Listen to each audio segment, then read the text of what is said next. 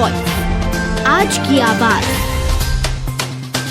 इंदौर के विशेष न्यायालय के द्वारा भ्रष्टाचार को लेकर एक फैसला लिया गया है। पूर्व डिप्टी कलेक्टर मृतक हुकुमचंद सोनी को यहां पर सजा सुना दी गई है। भ्रष्टाचार के मामले में संपत्ति को अधिग्रहण करने के चलते न्यायालय ने यह निर्देश दिए हैं। 1,28,00,000 रुपए की उनकी जो संपत्ति थी उसे जब्त करने के आदेश दे दिए गए हैं। बेटी, दामाद सहित अन्य लोगों का यहां पर जितनी भी संपत्ति है उसे सीज करने के आदेश हुए हैं। शासकीय पद पर रहते हुए उन्होंने भ्रष्टाचार किया था। वर्तमान में आरोपी हुकुमचंद सोनी की मौत हो चुकी है। 1975 में वह क्लर्क के रूप में उनकी भर्ती हुई थी, लेकिन विशेष न्यायालय की माने तो यहां पर उनके द्वारा आज यह पूरा फैसला सुनाते हुए एक नज़ीर पेश कर दी गई है।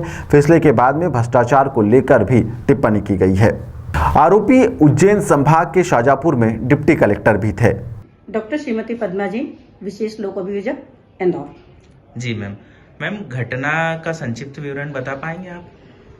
घटना विशेष पुलिस स्थापना लोकायुक्त उज्जैन को एक सूचना प्राप्त हुई थी कि आरोपी जो है हुकुमचंद सोनी, उनके द्वारा अपने सेवाकाल के दौरान विभिन्न संपत्ति अर्जित की है, अपनी आय से अधिक संपत्ति अर्जित की है।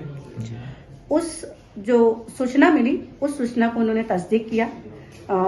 तस्दीक करने के पश्चात सही पाई गई और सही पाए जाने के पश्चात उस पर अपराध पंजीबद्ध हुआ और छापे की जो है इन्वेंट्री की कार्रवाई संपन्न की गई। इन्वेंट्री की कार्रवाई के दौरान यह पाया गया कि आरोपी के द्वारा लगभग अपनी आय से अधिक 1,77,00,000 रुपए की संपत्ति अधिक अर्जित की, अपने वैध आय के स्रोतों से अधिक उसने अर्जित किया है। तो इस प्रकार से विवेचना के पश्चात माननीय न्यायालय के समक्ष अभियोग पत्र प्रस्तुत किया गया, जिसकी ट्रायल विचाराधीन है।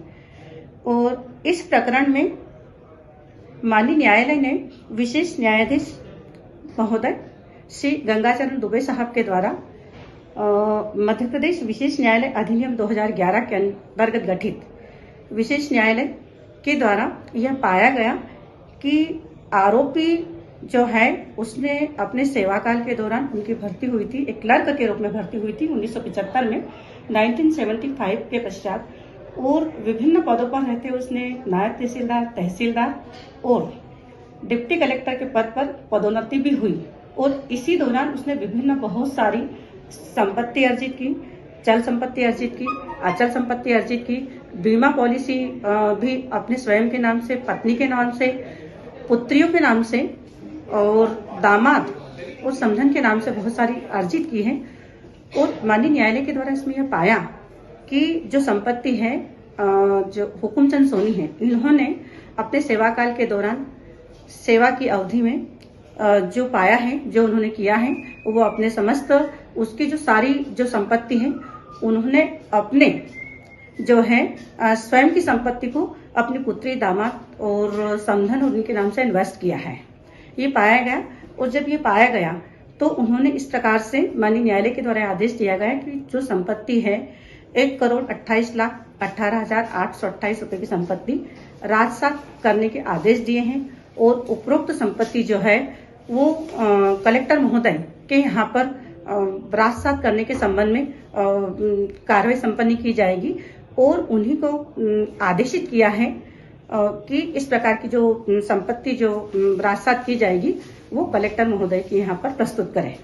जी मैम, इस संबंध में न्यायालय की कोई विशेष टिप्पणी? माननीय न्यायालय ने अपनी टिप्पणी करते हुए कहा है कि भ्रष्टाचार जो होता है वो परिवार और समाज के लिए बहुत खतरनाक होता है, वो एक कोड़ के समान होता है, वो संक्रमण फैलाता है। और इस प्रकार से जो भ्रष्ट आचरण व्यक्ति का है, व्यक्ति के समय तक और उसके मरने के पश्चात भी वह उसके कार्यों से परिलक्षित होता है, दिखाई देता है।